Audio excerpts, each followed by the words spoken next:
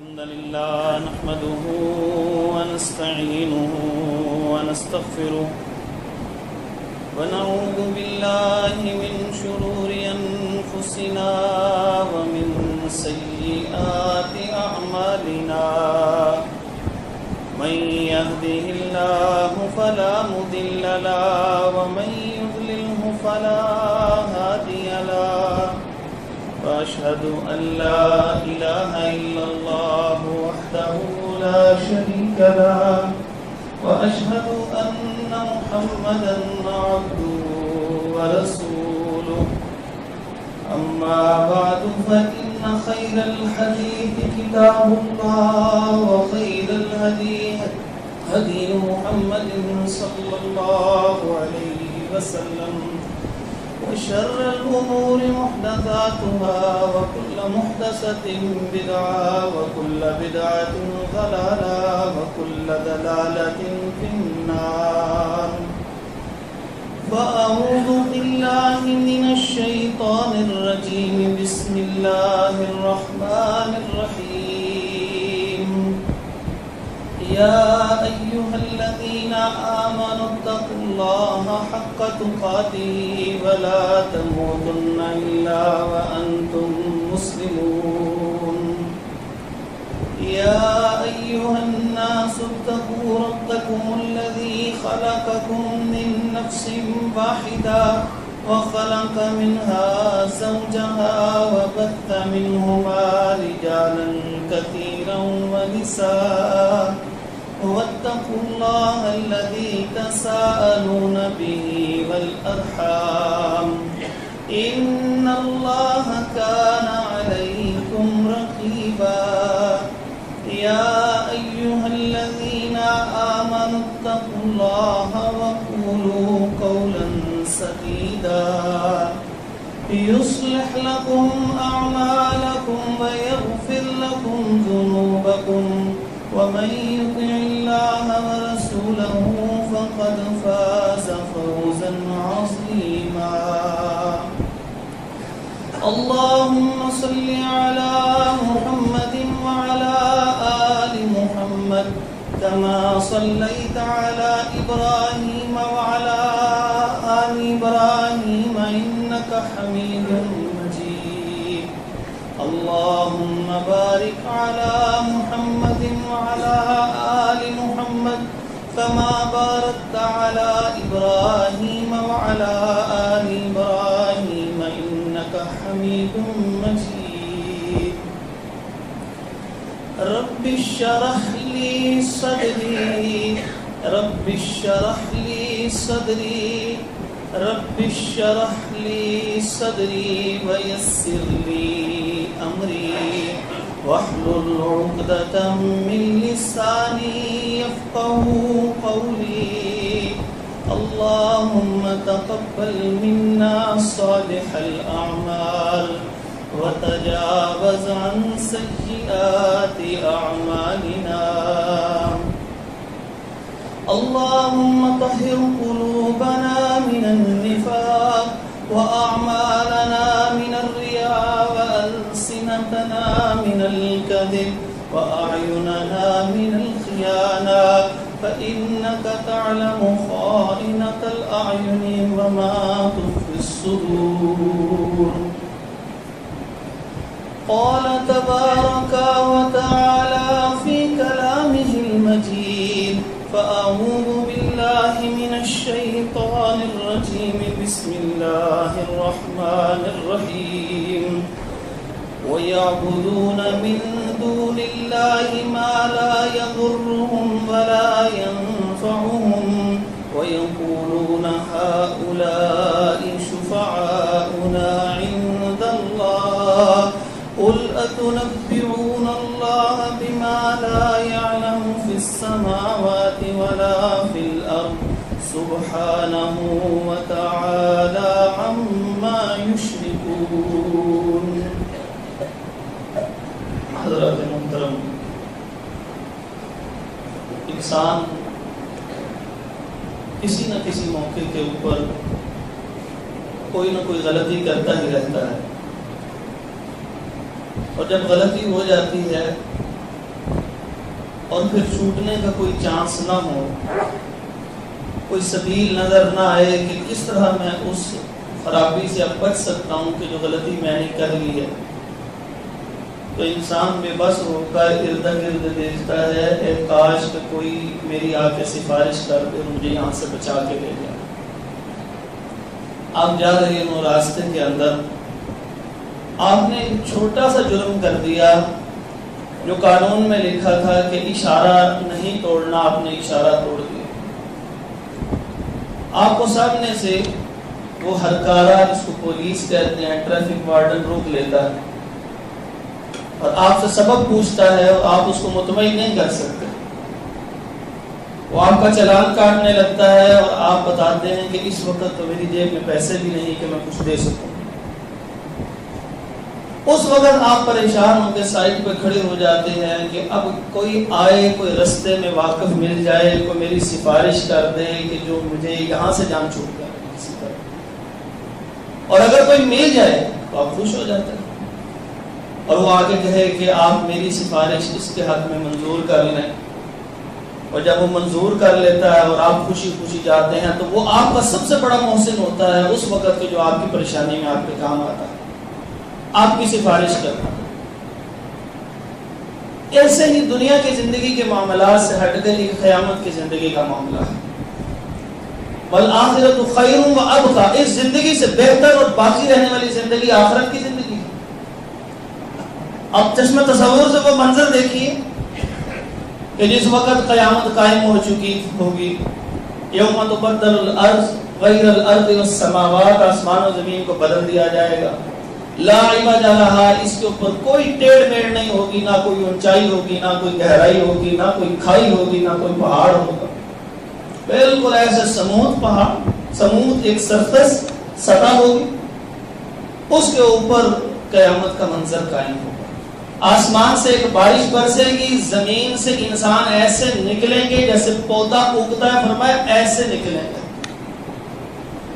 اور آپ تصور سے وہ منظر دیکھتے جائیے، یہ مجھے بھی دیکھنا ہے اور آپ کو بھی دیکھنا ہے، یہ مجھے بھی اس کا سامنا کرنا ہے، آپ کو بھی سامنا کرنا ہے۔ یہ اسٹیڈیم میدان بہت بڑا، نبی پاک صلی اللہ علیہ وسلم نے شام کی سرزمین کی طرف اشارہ کر کے کہا تھا اس طرف کو ہوگا، یہ میدان حشر اس طرف کو ہوگا۔ یہ میدان عرفات کا میدان حشر ہونا یہ ثابت نہیں ہے، تو بہرحال ایک طویل زمین ہو جائے گی، کھینچ لی جائے گی، اس کے اوپر اول تا آخر انسانوں نے آنا ہے، اس کے اوپر اول تا آخر جنوں نے آنا ہے، وہ کیا کیفیت ہوگی، اور بعض روایات کے مطابق کچھ جانوروں کا حساب ہوگا، لیکن ان کے حساب کے مطابق ایک ہی روایت ملتی ہے کہ ان کا حساب ایسے ہوگا کہ جو سینگ والے جانور نے بسینگ کو مارا ہوگا دنیا کے اندر، تو بسینگ کو قیامت کے دن سینگ مل جائیں گے، اور سینگ والے کے دنیا والے سینگ والے کے سینگ ختم ہو جائیں گے، وہ اسی طرح مارے گا، اس کے بعد مٹی ہو جائے گی۔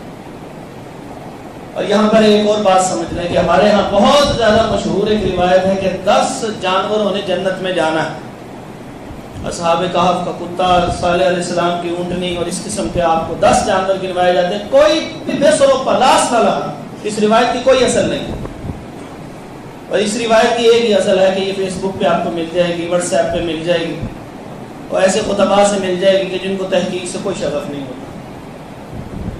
تو انسان اور جن، ان کے لیے ہے جنت، جنت کے اندر فرشتے بھی ہوں گے، لیکن فرشتے وہ کیسے ہوں گے، جیسے سورۃ الفرقان سورۃ نمبر 25 کی آخری آیات کے اندر اللہ رب العزت نے ارشاد فرمایا وَيُلَقَّوْنَ فِيهَا تَحِيَّةً وَسَلَامًا، جب انسان اندر داخل ہو رہے ہوں گے وہ صرف اور صرف اس کام کے لیے ہوں گے، کہیں گے سلام علیکم سلام علیکم، بس یہ ان کا کام ہے۔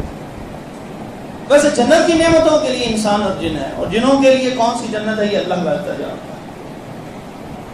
تو جس وقت انسان ایسے آسمان سے بارش برسے گی، اوپر سے زمین سے ایسے اگیں گے، میں اور آپ نکلیں گے، ایک آگ نکلے گی، وہ اس کی طرف آئے گی، انسان بچنے کے لیے بھاگیں گے، بھاگتے جائیں گے، تھک کے گر جائیں گے، پسینوں پسینی شرابور ہوں گے، سانس چڑی ہوئی ہوگی، احساس ہوگا آگ اوپر آ گئی ہے، اللہ اکبر کبیرہ۔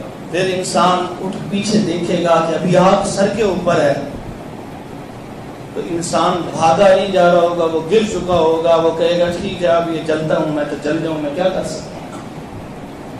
تھوڑی دیر بعد جب اس کا سانس بحال ہوگا وہ دیکھے گا آگ ابھی بھی اوپر اور میرے بالکل مجھے لگی نہیں ہے، وہ پھر ڈر کے مارے بھاگنا شروع کرے گا اور کرتے کرتے وہ ایک میدان میں اکٹھے ہو جائیں گے۔ آپ تصور سے دیکھیے کہ کھلا میدان ہے، ہر طرف سے لوگ آ کے اسی آگ کی طرف سے ایسے آگ نکل کے ان انسانوں کو اکٹھا کر کے لا رہی ہے، اور ایسے پریشانی کے عالم میں لوگ کھڑے، شدید پریشانی۔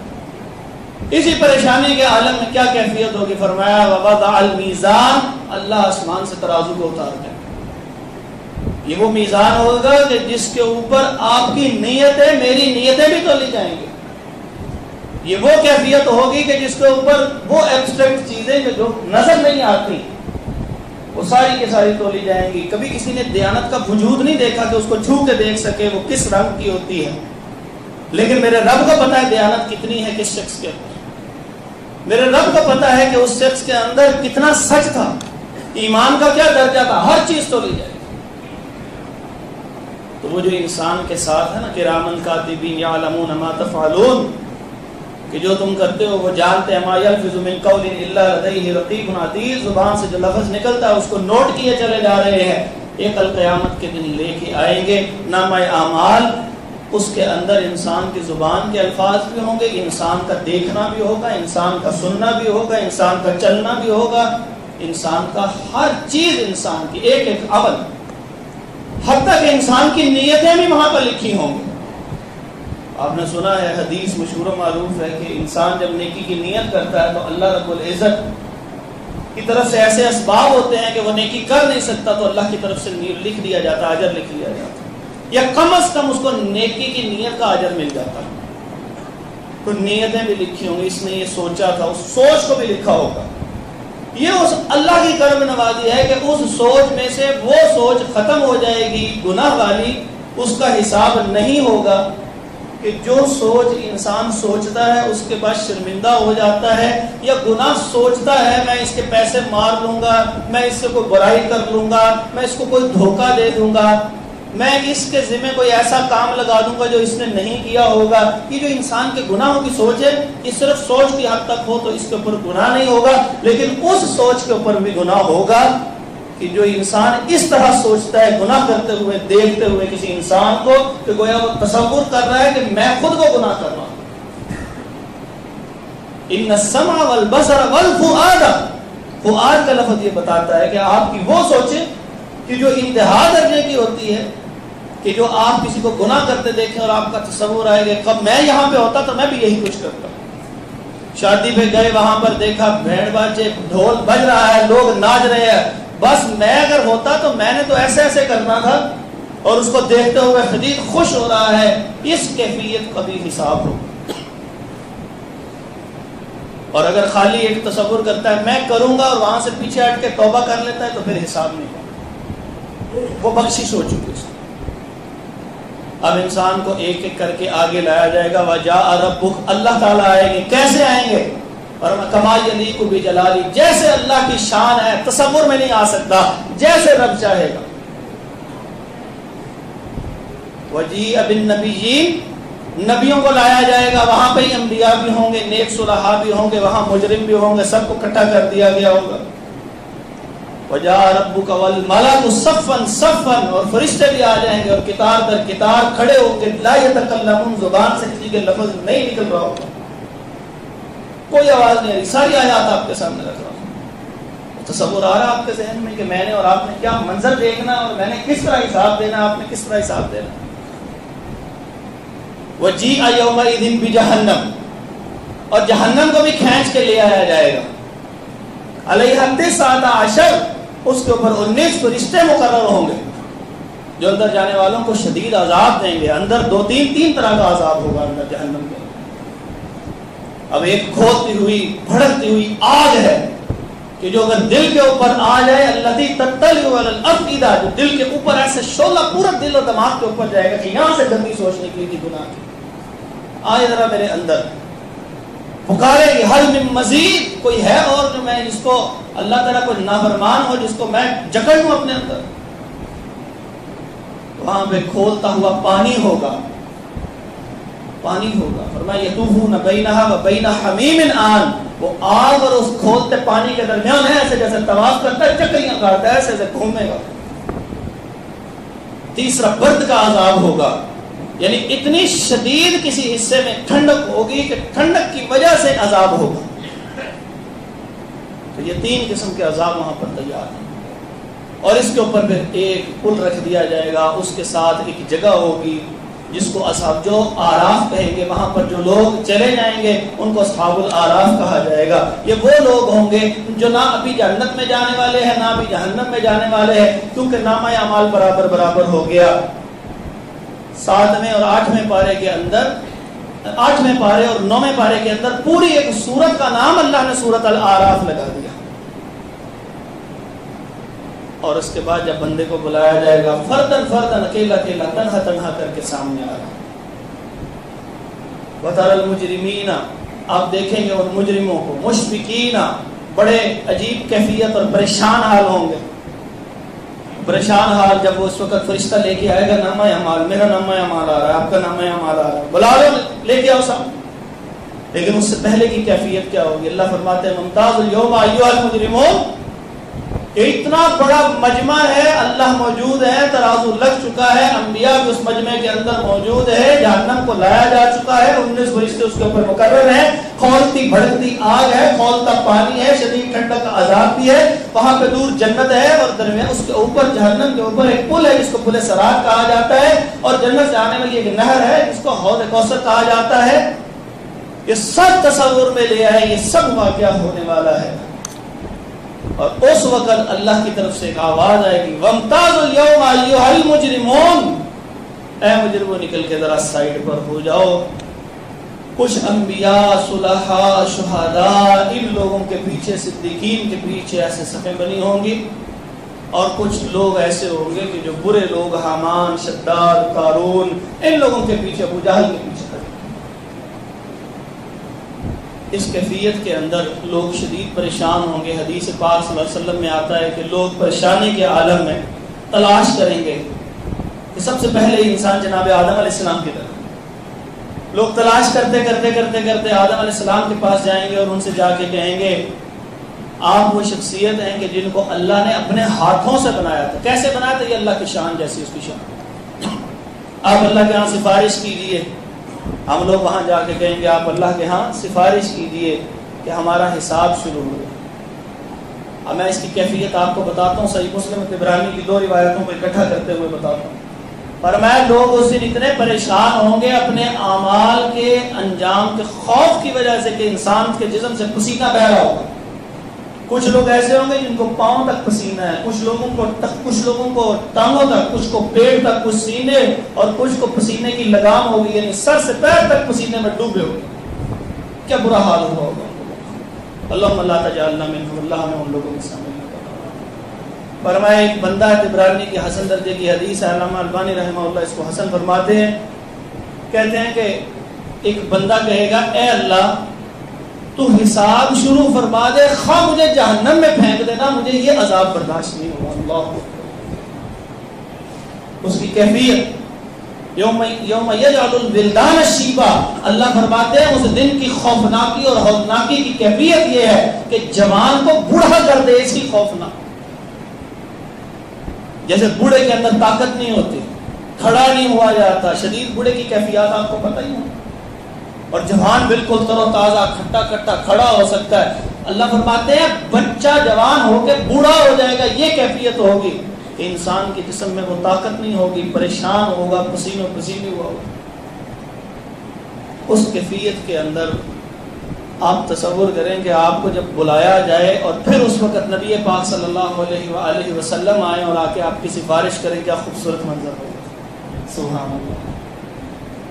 لوگ آدم علیہ السلام کے پاس جائیں گے، آدم علیہ السلام کہیں گے نہیں میں آپ کی سفارش نہیں کر سکتا، مجھے وہ اپنی بات یاد ہے، وہ مجھے جو کہا تھا کہ اس شجر کے قریب نہیں جانا، اور میں چلا گیا تھا، اگر اللہ نے آج میرے سے پوچھ لیا کہ پہلے اس کا حساب دو تو میں کہاں سے دوں۔ یہ انبیاء کی کیفیت ہے، وہ تو مغفور ہے۔ فَتَلَقَّى آدَمَ رَبُّهُ کلمات، اللہ تعالیٰ نے آدم علیہ السلام کو کلمات سکھائے تھے، پھر فرمایا فَتَابَ عَلَيْهِ، اللہ تعالیٰ نے ان کی توبہ کو قبول کر لیا تھا۔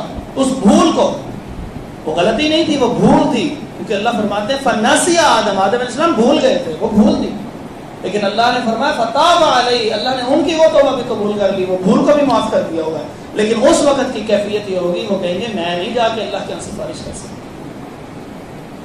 ہمارے یہاں کہتے ہیں ٹھیک ہے جی جو حساب ہوگا دیکھا جائے گا، آدم علیہ السلام سے دیکھا نہ جائے اور ہم سے دیکھا جائے گا اس وقت۔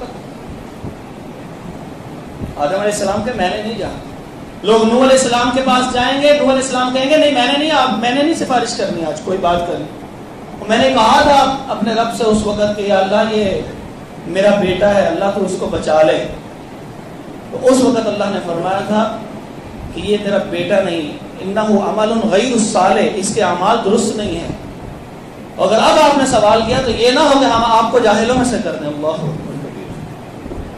تو میں نہیں سوال کر سکتا جا کے کہ اللہ نے میرے سے اس بارے میں پوچھ لیا تو میں کیا جواب دوں گا۔ لوگ پھر اگلے نبی کے پاس جائیں گے، ابراہیم علیہ السلام کے پاس، ابراہیم علیہ السلام کہیں گے میں بھی آج سفارش نہیں کر سکتا، یہ وہ نبی ہیں کہ جن کی اتباع کا حکم نبی پاک صلی اللہ علیہ وسلم کی اتباع کا حکم ہے، اس کے بعد ابراہیم علیہ السلام کی اتباع کا حکم، یہ وہ نبی ہیں کہ جن کی اللہ رب العزت نے آزمائشیں کر لیں، پھر فرمایا اللہ نے فَأَتَمَّهُنَّ، انہوں نے وہ ساری آزمائشوں میں پورے اتر گئے، سارے امتحانات میں پورے اتر گئے، لیکن اللہ رب العزت کے سامنے وہ بھی سفارش نہیں کر سکتے۔ اس کے بعد پھر لوگ جائیں گے حضرت موسیٰ علیہ السلام کے پاس، وہ کہیں گے نہیں ابھی نبوت ملنے سے پہلے میرے سے ایک بندے کو میں نے جب مکہ مارا تھا اور وہ فوت ہو گیا تھا، تو کہیں اللہ تعالیٰ اسی کا حساب نہ لے لیں کہ کیوں مارا تھا وہ مکہ، حالانکہ وہ نبوت سے پہلے کی بات ہے اور اللہ نے معاف نہ کیا ہوگا تو کیا نبی بنانا تھا، لیکن اس وقت کی خوف کی کیفیت کا اندازہ لگا۔ لوگ عیسیٰ علیہ السلام کے پاس جائیں گے، عیسیٰ علیہ السلام کا جواب سنیے، وہ عجیب، کوئی دنیا کے اندر ایسا کام نہیں کیا، ان کے جانے کے بعد لوگوں نے ان کو اور ان کی ماں کو مریم علیہ السلام کو اللہ بنا دیا تھا، نعوذ باللہ۔ سورۃ المائدہ کے آخری رکوع کے اندر آتا ہے کہ قیامت کے دن اللہ رب العزت پوچھیں گے انت قلت للناس، آپ نے لوگوں سے کہا تھا اتخذونی، کہ آپ نے مجھے رب بنانا ہے، وَأُمِّيَ إِلَٰهَيْنِ، اور میری ماں کو بھی رب بناؤ، کہ آپ کہہ کے گئے تھے، حالانکہ رب کو پتا ہے کہ عیسیٰ علیہ السلام نہیں کہہ کے گئے، لیکن صحیح مسلم کے اندر آتا ہے جب اللہ تعالیٰ ان سے پوچھیں گے تو اس وقت 500 سال تک عیسیٰ علیہ السلام بھی جواب نہیں دے سکیں گے، اور جسم کی مساموں سے خون رسنے لگ پڑے گا، یہ خوف کی کیفیت ہوگی، آپ اندازہ لگائیے۔ عیسیٰ علیہ السلام میں انکار کرتے ہیں۔ اس کے بعد لوگ محمد رسول اللہ صلی اللہ علیہ وسلم کے پاس جائیں گے، آپ صلی اللہ علیہ وسلم نے ارشاد فرمایا اللہ رب العزت نے ہر نبی کو ایک دعا ایسی دی ہے کہ جب وہ دعا مانگتا ہے تو وہ قبول ہو جاتی ہے، لیکن ہر نبی نے جلدی کرتے ہوئے اپنی دعا مانگ لی ہوئی ہے، لیکن میں نے اس کو ذخیرہ کر لیا ہے اپنی امت کے لیے یوم القیامہ، قیامت والے دن کے لیے۔ اللہ، حدیث کے اگلے لفظ اتنے خوبصورت ہیں، فرمایا نبی پاک صلی اللہ علیہ وآلہ وسلم نے، یہ صحیح مسند احمد کے اندر بھی حدیث موجود ہے، 19,553 نمبر حدیث ہے، یہ عجیب ہے، آپ شاید پہلی دفعہ سننے لگے اس لیے آپ کو اس کا نمبر بھی بتا دیں۔ فرمایا کہ نبی پاک صلی اللہ علیہ وسلم فرماتے ہیں اللہ تعالیٰ نے مجھے اختیار دے دیا کہ اپنی پوری امت جو قیامت تک آنے والی ہو، جو کلمہ پڑھتی ہو، ان میں سے آدھے جنت میں چلے جائیں، یہ مجھے اختیار دیا کہ آپ کہتے ہیں، یعنی اگر آپ کہیں تو آدھوں کو جنت میں بھیج دیا جائے۔ تو محمد رسول اللہ صلی اللہ علیہ وسلم نے فرمایا کہ میں نے اس اختیار کو چھوڑ دیا، اور اس کے بدلے میں جو دوسری چیز مجھے دی گئی تھی، کہا گیا تھا کہ یا تو آپ یہ لے لیں کہ آپ کی آدھی امت جنت میں چلے جائے، یا آپ سفارش کا حق لے لیں، تو میں نے اپنی امت کے لیے سفارش کا حق لے لیا۔ ایک صحابی کہنے لگے اللہ کے نبی صلی اللہ علیہ وسلم وہ کس کی سفارش ہونی ہے؟ فرمایا میرے ہر امتی کی سفارش ہوگی، ہر امتی کی سفارش ہوگی۔ سبحان اللہ۔ اب کیفیت کا اندازہ لگے، میں وہاں پر موجود ہوں گا، میرے سے میرا حساب لیا جا رہا ہوگا، اب رب اجازت دے گا محمد رسول اللہ صلی اللہ علیہ وسلم کو، وہ آئیں گے، اربوں مسلمان، نبی پاک صلی اللہ علیہ وسلم تو بغیر حساب کے ہیں، لیکن وہ جنت میں نہیں جا رہے۔ 50,000 سال کا دن ہے، صرف اپنی امت کے لیے کھڑے مانگا۔ جس وقت جس وقت بھی کسی امتی کا حساب ہوگا، سختی کے قریب پہنچے گا، اللہ تعالیٰ کی طرف سے اجازت ملے گی اور محمد رسول اللہ صلی اللہ علیہ وسلم جائیں گے اور جا کے ہماری سفارش کریں اللہ. پر میں اس وقت میں جاؤں گا اللہ رب العزت کے پاس، جب لوگ میرے پاس آئیں گے اور میں ان کو کہوں گا ہاں آج میں تمہاری سفارش کرتا ہوں، اور پھر میں اللہ رب العزت کے مقام محمود میں ایک سجدہ کروں گا. اور وہ کتنا طویل سجدہ ہوگا مجھے کچھ معلوم نہیں، جتنا اللہ چاہے گا. اور کیا تسبیحات ہوں گی وہ بھی اللہ کو معلوم ہے کہ وہاں پہ کیا کریں گے. اور یہاں سے یہ مسئلہ بھی سمجھ لیں کہ نبی پاک صلی اللہ علیہ وسلم فرما رہے ہیں کہ مجھے ان تسبیحات کا علم نہیں ہے. صحیح بخاری صحیح مسلم کی روایات. اس کا مطلب یہ ہے کہ جو لوگ کہتے ہیں رسول اللہ صلی اللہ علیہ وسلم کو ہر چیز کا علم اللہ نے عطا فرما دیا تھا، تو وہ تو خود کہہ رہے ہیں مجھے اس کا علم نہیں، اللہ مجھے الہام کریں گے اس وقت. اور کبھی کتنا طویل سجدہ ہوگا یہ بھی مجھے معلوم نہیں. آپ اس سے بھی اندازہ لگا لیجیے. مسئلہ تو بالکل سادہ سا علم غیب کا، کوئی دقیق مسئلہ نہیں. جتنا علم اللہ نے آپ کو دے دیا اتنا علم آپ کے پاس ہے، اور ہم اس علم کا کوئی مقابلہ نہیں کر سکتے. دنیا میں کوئی مقابلہ نہیں کر سکتا. سب سے زیادہ علم محمد رسول اللہ صلی اللہ علیہ وسلم کو دیا گیا، لیکن اللہ نے کل علم نہیں عطا کیا. اگر کل علم عطا کیا ہوتا تو واقعہ پیش نہ آتا. کل علم عطا کیا ہوتا تو نبی پاک صلی اللہ علیہ وآلہ وسلم چارپائی کے اوپر موجود ہیں اور فرشتہ نہیں آ رہا.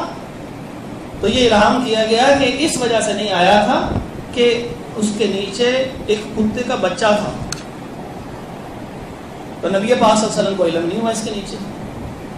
تو جس وحی کا علم دے دیا گیا وہ وحی کا علم موجود ہے، اور اس کا مقابلہ رب کی قسم کوئی نہیں کر سکتا، لیکن کل علم نہیں دیا گیا.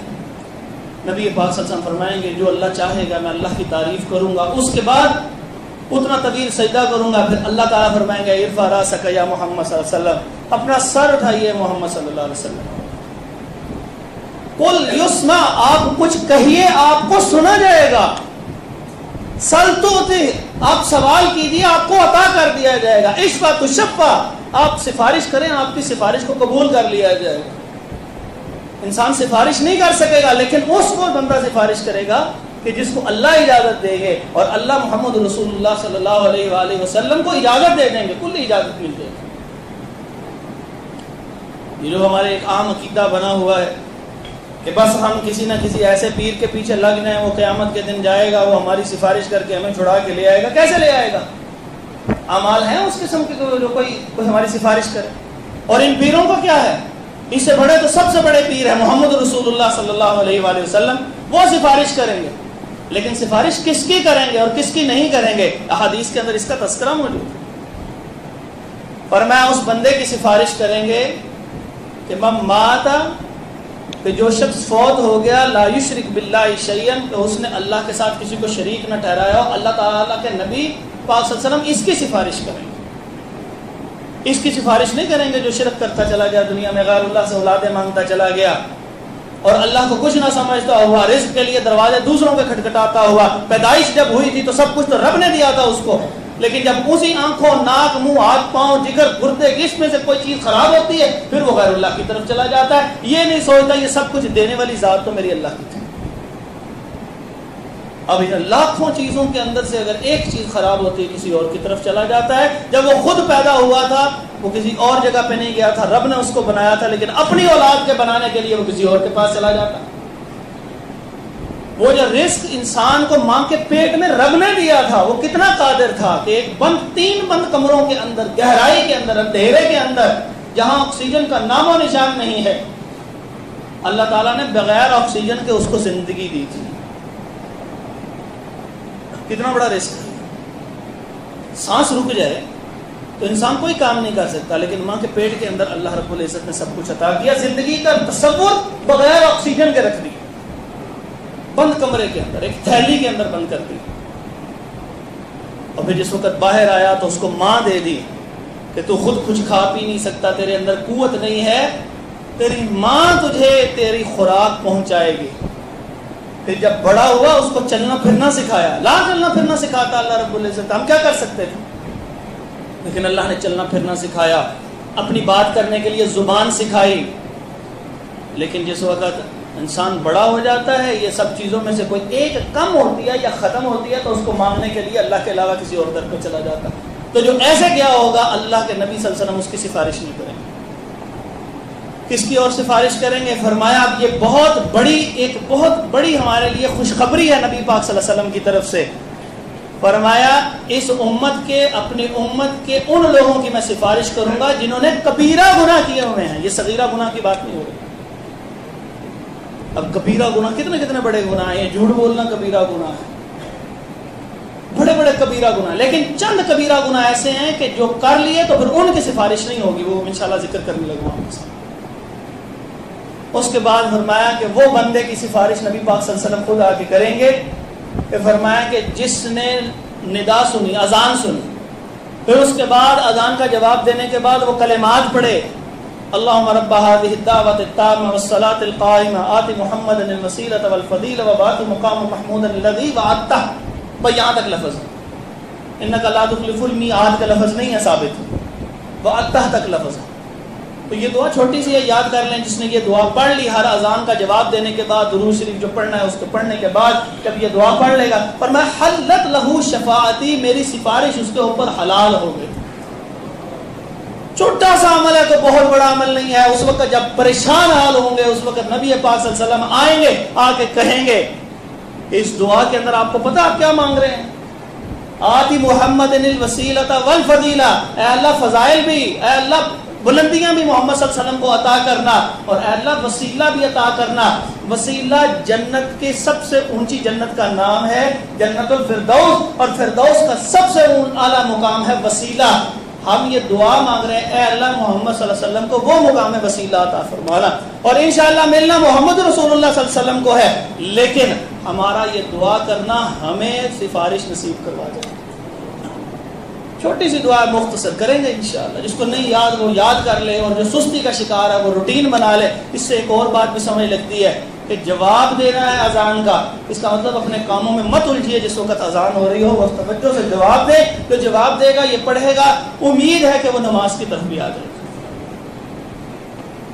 پھر فرمایا کہ جو شخص تم میں سے مر سکتا ہے مدینہ کے اندر, ترمذی کی حدیث ہے, تو اس کو چاہیے کہ وہ وہاں پر فوت ہو. میں اس بندے کی سفارش کروں گا جو مدینہ کے اندر فوت ہوگا.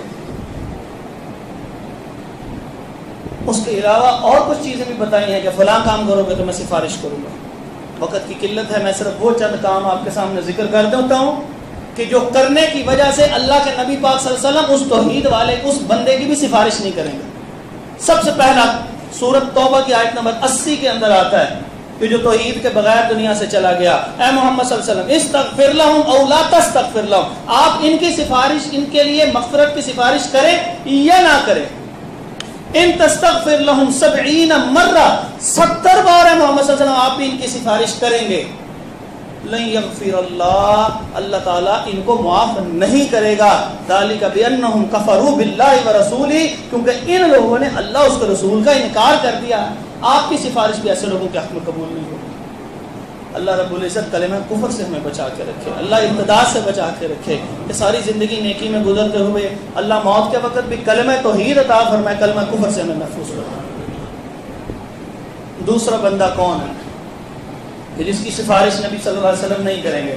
فرمایا آپ صلی اللہ علیہ وآلہ وسلم نے, جس بندے کا ایمان نہیں ہے, من لم یؤمن, کہ جو شخص ایمان نہیں لاتا, کس بات پہ؟ شفاعت دی, میری سفارش پہ. جو کہتا نہیں یہ کوئی عقیدہ نہیں ہے, فرمایا جو شخص میری سفارش پر ایمان نہیں لاتا, اللہ تعالیٰ اس سفارش میں اس کو کوئی حصہ نہیں دلوائیں گے. تیسرا بندہ, چوتھا, پانچواں, چھٹا, 4 بندے اکٹھے سورۃ المدثر سورۃ نمبر 74 کی آیت نمبر 43, 44, 45 اور 46 کے اندر جا کے دیکھیے گا. مشہور معروف ہے سورۃ المدثر 29 پارے کے اندر. سورۃ کا نمبر بھی آپ کو بتا دیا. یہ اس لیے بتا رہا ہوں کہ آپ جا کے توجہ سے یہ دیکھ لیں, ان میں سے کوئی ایک گناہ بھی ہو گیا تو نبی پاک صلی اللہ علیہ وسلم سفارش نہیں کر سکیں گے, قرآن سفارش نہیں کر سکے گا, آپ کے نیک اعمال سفارش نہیں کر سکیں گے, ہر قسم کی سفارش ختم ہو جائے گی. اما تنفعهم شفاعت الشافعین, کسی سفارش کرنے والے کی سفارش کو قبول نہیں کیا جائے گا, کوئی فائدہ نہیں ہوگا. وہ کون سے اعمال ہیں؟ فرمایا کہ جس وقت جنتی جنت میں چلے جائیں گے, جہنمی جہنم میں چلے جائیں گے.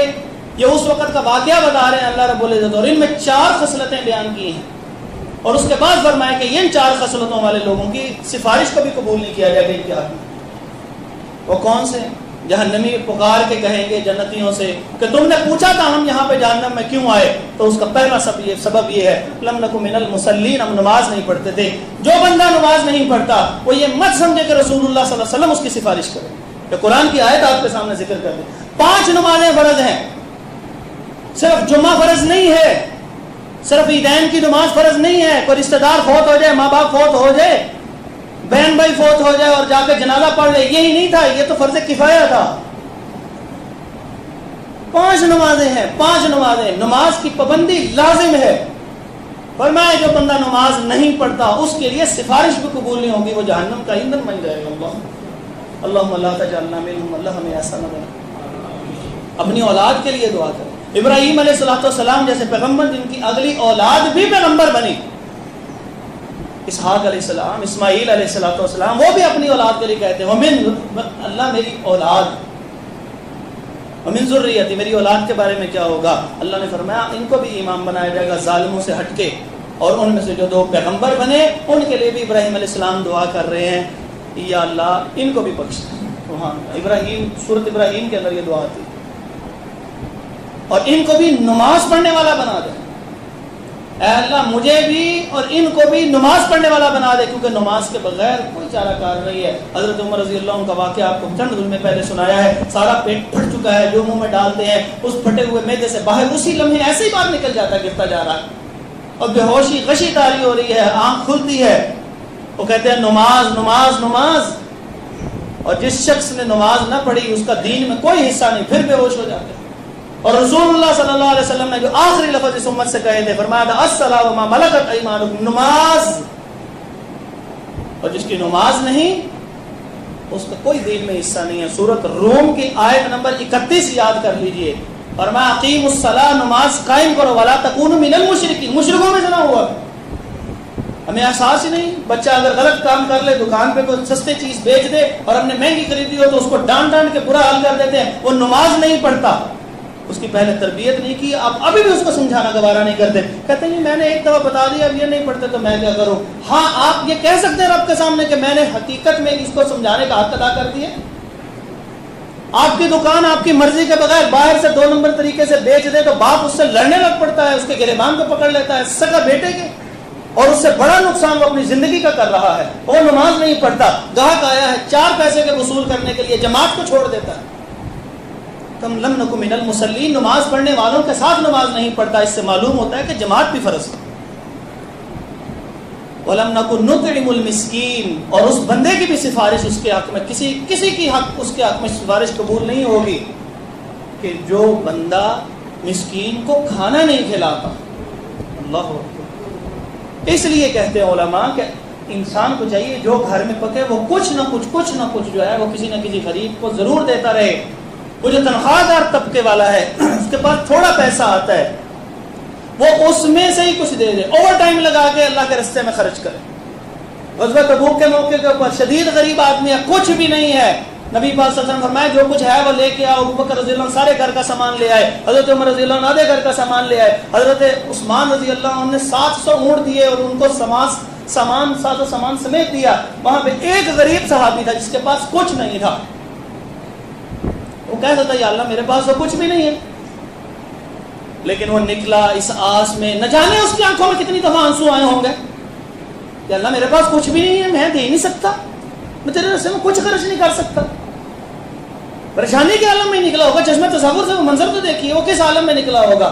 راستے میں ایک یہودی، مسلمانوں کا شدید ترین دشمن، اس وقت مدینے سے نہیں نکالے گئے تھے ابھی مکمل طور پر، کچھ نہ کچھ وہاں پہ موجود تھے، بڑے بڑے قبیلے علاقہ بدر کر دیے، کچھ نہ کچھ وہاں پہ اس کے باغ میں جاتا ہے، پانی لگاتا ہے، ساری رات محنت کرتا ہے، صبح فجر کی نماز کے وقت آتا ہے، کچھ کھجوریں اس کو تھوڑی سی ملتی ہیں، ان کھجوروں کو لیتا ہے اور ان میں سے وہ آدھی کھجوریں سائڈ پہ رکھ دیتا ہے، اور حکم ہوتا ہے اس سائڈ والی کھجوروں کو نکال کے پورے ڈھیر کے اوپر پھیلا دو۔ اس ڈھیر کے اندر ابوبکر رضی اللہ عنہ کا اخلاص شامل تھا۔ تو جس کے پاس تھوڑے پیسے ہیں وہ بھی کھلائے کچھ نہ کچھ، کیا ہو جائے گا کہ اس وقت کھانا کھا رہا ہے، ایک روٹی ہے اس کے پاس، اس کو بھوک لگی ہے تو کچھ نہیں ہوتا، بھوک برداشت کر کے اللہ کے راستے میں گئے۔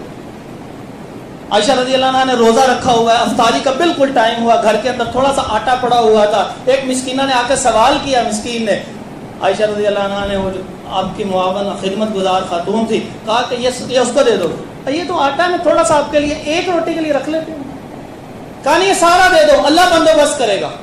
چند لمحے گزرتے ہیں، وہ چلا جاتا ہے، چند لمحے گزرتے ہیں، آواز آتی ہے کہ آپ کے لیے تحفہ آیا ہے۔ امت کی ماں کے لیے تحفہ کیا آتا ہے؟ ایک صحابی، ایک آدمی دے کے جاتا ہے بھنا ہوا، پوری بکری بھنی ہوئی دے کے جاتا ہے۔ اس کے دل میں کس نے بات ڈالی تھی؟ اللہ نے بات ڈالی تھی۔ نہیں کچھ تھوڑی بہت ہے، کوئی بات نہیں، آپ دے کے دیکھیں، یقین مانے اس لمحے جو آپ کو سب سے خوبصورت چیز اللہ آپ کو عطا فرمائے گا۔ اور میں قسم کھا کے کہتا ہوں، دنیا کی سب سے خوبصورت چیز، اولاد سے بھی پیاری چیز وہ آرزو ہے جس وقت آپ رو رہے ہوتے ہیں نا رب کے سامنے، اللہ کی قسم اس سے خوبصورت چیز کوئی نہیں ہوتی۔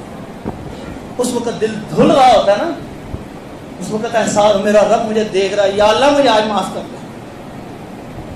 اس کے بعد فرمایا کہ وہ بندہ کہ جو کنہ نخوض مع الخائضین، کہ جو کھیل تماشا کرنے والوں کے ساتھ اپنی زندگی کو ضائع کر جاتا ہے، فرمایا اس بندے کی بھی کوئی سفارش قبول نہیں ہوگی۔